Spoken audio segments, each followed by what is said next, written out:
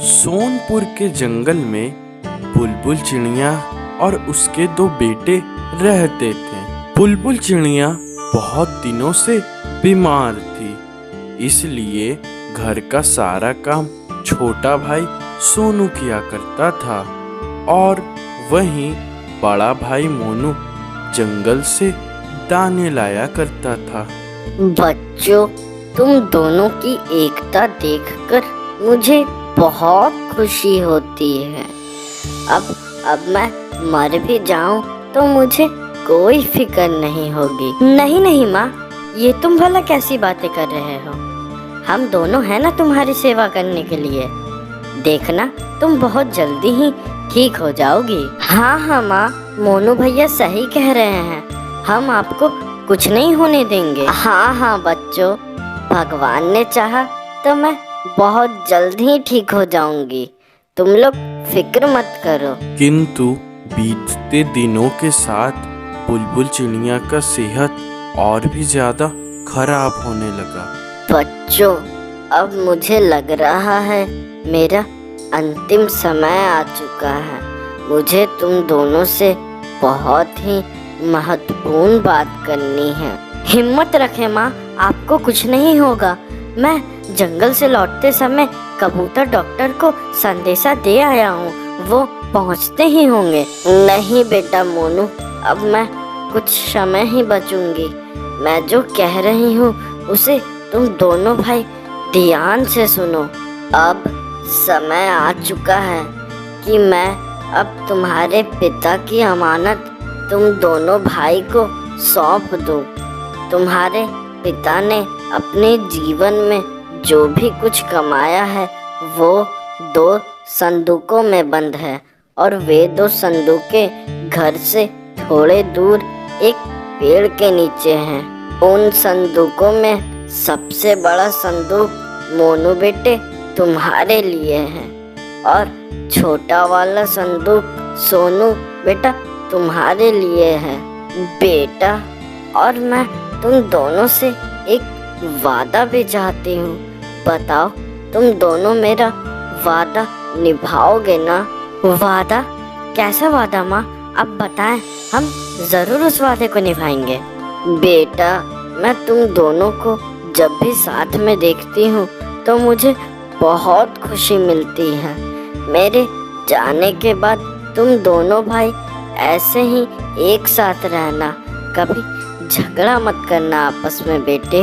मोनू, तुम बड़े हो ना बेटा, तुम अपने छोटे भाई सोनू का हमेशा ख्याल रखना, उसकी ऊंच नीच पे उसे सहारा देना बेटे। इतना कहते कहते बुलबुल की आंखें अचानक बंद हो जाती है। तभी कबूतर डॉक्टर वहां पहुंचता है और वो बुलबुल का इलाज करने लगता है। मोनू भाई, माफ करें, किंतु आपकी माँ इस दुनिया को छोड़कर जा चुकी है। इतना सुनते ही दोनों भाई की आंखें नम हो जाती हैं।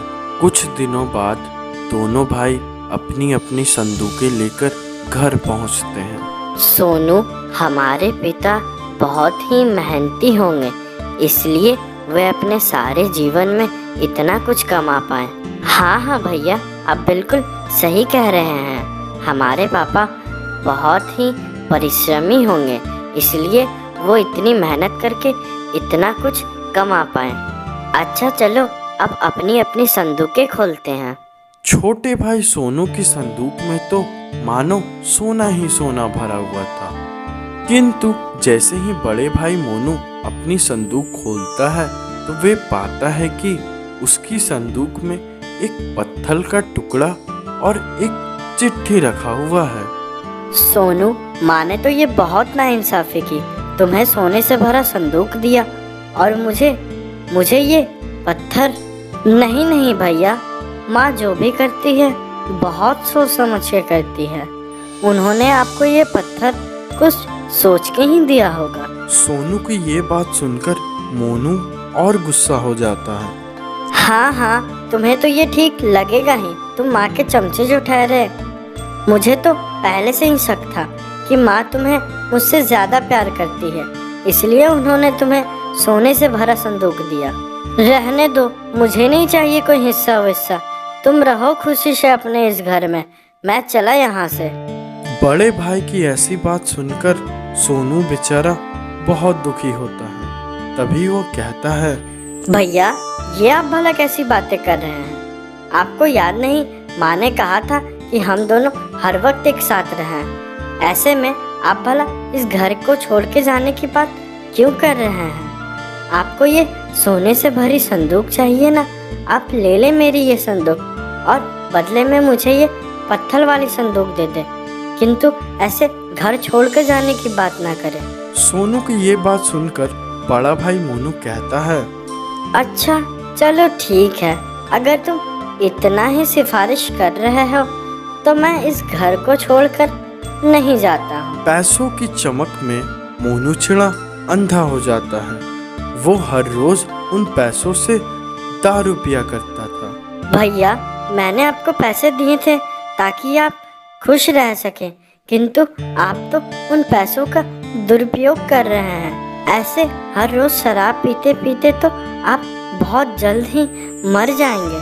अरे कल मुँहे, तू तो चाहता ही है कि मैं मर जाऊं और सारे पैसे तेरे हो जाएं। अब बस बहुत हुआ, अब मैं तुझे और नहीं झेल सकता। ये ले कुछ पैसे और चले जा मेरे इस घर से। मोनू चिड़ा के घर से भगा देने के बाद सोनू चिड़ा अपने संदूक को लेकर टूनी चिड़िया के पास चला जाता है। क्या हुआ सोनू भाई, तुम इतने चिंतित क्यों दिख रहे हो?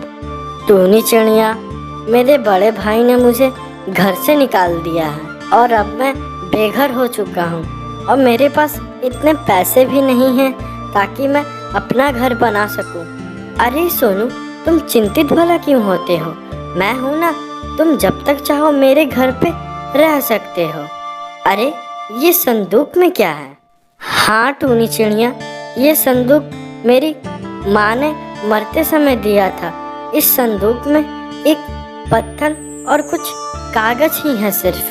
तभी टूनी चिड़िया उस कागज को निकालकर पढ़ने लगती है। अरे सोनू चिड़िया, ये कोई ऐसा वैसा पत्थर नहीं है। इस कागज में लिखा है कि ये पत्थर एक बहुत बड़े खजाने की चाबी है। क्या खजाना? टूनी चिड़िया, लेकिन ये खजाना भला कहाँ है? पढ़ना जरा कागज में क्या लिखा है। नहीं सोनू, इस कागज में ऐसा कुछ तो नहीं लिखा है कि ये खजाना कहाँ है। तो टूनी, अब हम भला कैसे पता लगाएंगे कि ये खजाना आखिर में है कहाँ? सोनू, ये पत्थर मुझे कुछ जाना पहचाना लग रहा है। ऐसे पत्थर मैंने पहाड़ों पे देखे हैं। शायद हो सके कि ये पत्थर वहीं का हो। तभी टूनी चिड़िया और सोनू चिड़ा उस पत्थर को लेकर पहाड़ों के पास चले जाते हैं। थोड़ी देर ढूंढने के बाद टूनी चिड़िया को आखिरकार वो गुफा मिल ही जाती है। सोनू चिड़ा, वो देखो उस चट्टान को, शायद ये पत्थर उसी बड़े चट्टान का हिस्सा हो। मैं ऐसा करती हूँ, मैं इस छोटे से पत्थर को उस बड़े चट्टान पे लगा कर देखती हूँ।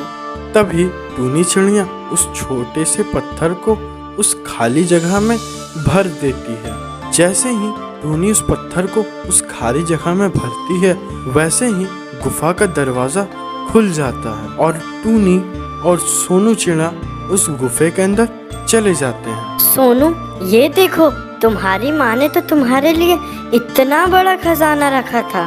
तुम खामखा ही चिंता कर रहे थे। हाँ टूनी, तुम सही कह रही हो, किंतु टूनी, तुमने मेरी बहुत मदद की है। तुम इसका आधा हिस्सा अपने पास रख लो। नहीं सोनू, ये तुम भला कैसी बात कर रहे हो? ये खजाना तुम्हारी माँ ने तुम्हारे लिए रखा है, और वैसे भी मैं तुम्हारी मदद बस इसलिए कर रही थी कि तुम मेरे बहुत अच्छे दोस्त हो, इसलिए नहीं कि मुझे सोने का लालच है। टूनी की ये बात सुनकर सोनू चिड़ा बहुत ज्यादा खुश होता है। इसलिए सोनू चिड़ा उन पैसों से एक आलीशान घर बनाता है, जिसमें टूनी चिड़िया और सोनू चिड़ा खुशी खुशी रहने लगते हैं। तो बच्चों, इस कहानी से हमें यह सीख मिलती है कि किसी भी परिस्थिति में हमें घबराना नहीं चाहिए। अगर हमें सफलता पानी है तो हमें कुछ देर संघर्ष करना ही पड़ता है, उसके बाद ही हमें सफलता मिलती है।